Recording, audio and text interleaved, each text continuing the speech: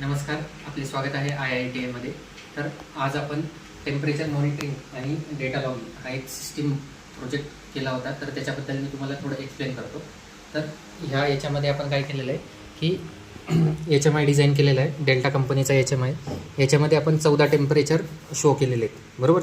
आता सध्या मी एकच RTD लावला आहे याच्यामध्ये, त्याच्यामुळे एकाचंच टेम्परेचर दाखवते, बाकी सगळे दाखवत नाही, कारण की मी इथं RTDचं कनेक्शन केलेलं नाही, बरोबर. आणि ह्या 14 टेम्परेचरचं आपण इथं डिस्प्ले करतो आहे. प्लस याचं आपण काय केलेलं आहे, इथं डेटा लॉगिंग पण केलेलं आहे, ठीक आहे. जर तुम्ही इथं बॅच स्टार्ट म्हणले तर तुमचा जो डेटा लॉगिंग चालू होतं आणि इथं समजा 1 हवर टाकलेला आहे, तर प्रत्येक 1 मिनिटाला तुमचा टेम्परेचर स्टोअर होतं आणि 1 घंट्यानंतर तुमचं बॅच ॲटोमॅटिक स्टॉप होती. आणि हा सगळा डेटा आपला पेनड्राईव्हमध्ये स्टोअर होतो. तर तो पेनड्राईव्ह आपण काय केलेला आहे, इथं HMIच्या बॅक साईडला लावलेला आहे, ठीक आहे. आता हे डेटा लॉगिंगचं फंक्शन वगैरे कसं असतं, काय असतं, हे डिटेलमध्ये मी एक व्हिडिओ बनवाल, त्याच्यामध्ये तुम्हाला सांगतो, ठीक आहे. पण आता याच्यामध्ये महत्त्वाचा मुद्दा असा आहे की हे टेम्परेचर वगैरे आपण इथं कसे डिस्प्ले केलेले आहेत, बरोबर. आता त्याच्यासाठी आपण काय केलेलं आहे, इथं मल्टीस्पॅनचे हे 2 कंट्रोलर वापरले. तर एक कंट्रोलरमध्ये आपण 8 RTD किंवा 8 थर्मोकपल असे लावू शकतो, म्हणजे 8 चॅनलचा हा एक कंट्रोलर आहे. याचा मॉडेल नंबर जर तुम्ही बघितला तर याचा मॉडेल नंबर आहे तुमचा MS1208-M1, ठीक आहे. असे आपण 2 घेतले, कारण की आपल्याला 14 टेम्परेचर शो करायचे होते, तर हे 8-8चे 2 असं आपण घेतलेलं आहे, बरोबर. आता याला जर आपण बघितलं तर बॅक साईडने काय आहे, बॅक साईडने याला आपल्याला फेज न्यूट्रल आपण दिलेला आहे, लाईन न्यूट्रल L आणि N, ठीक आहे. या पद्धतीने आता हा फेज न्यूट्रल इथं दिला. त्याच्यानंतर आपण इथं पहिला RTD, दुसरा RTD, तिसरा RTD, चौथा RTD, पाचवा RTD असं आता मी एक इथं ऑलरेडी लावलेला आहे, ठीक आहे.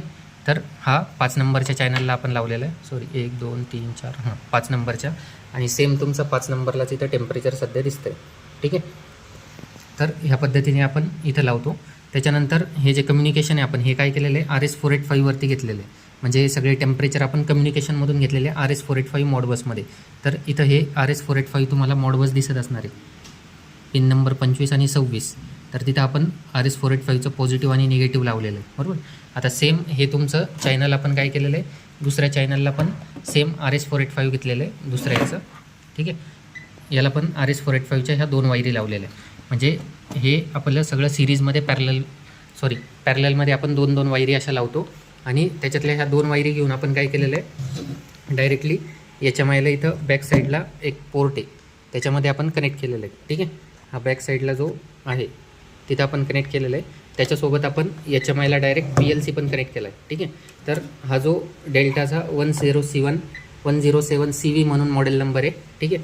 तर ह्या 107मध्ये आपण एकाच पोर्टला 2 485 लावू शकतो, म्हणजे एकाच कॉमन पोर्टमध्ये मी PLC पण कनेक्ट केला आहे आणि त्याच कॉम पोर्टमध्ये आपण पिन नंबर वेगळ्या येतील, ठीक आहे. कॉम 1ची पिन नंबर येते तुमची 1 नंबर आणि 6 नंबर, कॉम 2ची येते त्याच पोर्टला लावणार आपण 9 नंबर आणि 4 नंबर आणि 9 नंबर, ठीक आहे.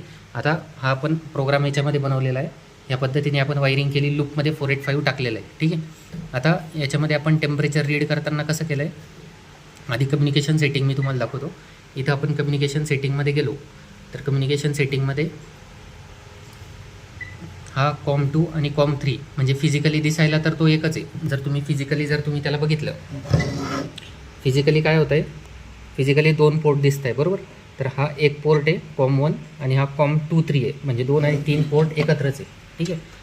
तर फिजिकली एकच आहे, पण कॉन्फिगरेशन तुम्ही त्याला 2 करू शकता, कारण की हा जो आहे हा पिन नंबर आपण 1 आणि 6ला लावला आहे, त्याच्यामध्ये PLC कनेक्ट केला आहे डेल्टाचा, आणि त्याचे कम्युनिकेशन पॅरामीटर्स आपण ह्या पद्धतीने इथं सध्या टाकलेले आहेत, ठीक आहे.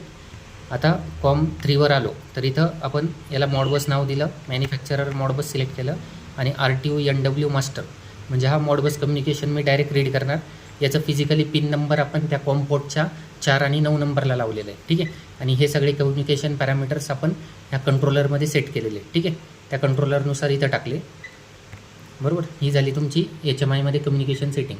आता ॲक्च्युअल त्याचा ॲड्रेस रीड कसा करायचा, तर प्रोजेक्टमध्ये आपण गेलो, प्रोजेक्टमध्ये इथं मायक्रो म्हणून असतं, ठीक आहे. ह्या मायक्रोमध्ये मी बॅकग्राऊंड मायक्रोमध्ये गेलो, क्लॉक मायक्रोवर क्लिक झालं, मायक्रोमध्ये बॅकग्राऊंड मायक्रोवर जायचं. आता बॅकग्राऊंड मायक्रोमध्ये गेल्यानंतर असा हा मायक्रो इथं लिहिलेला आहे, बरोबर.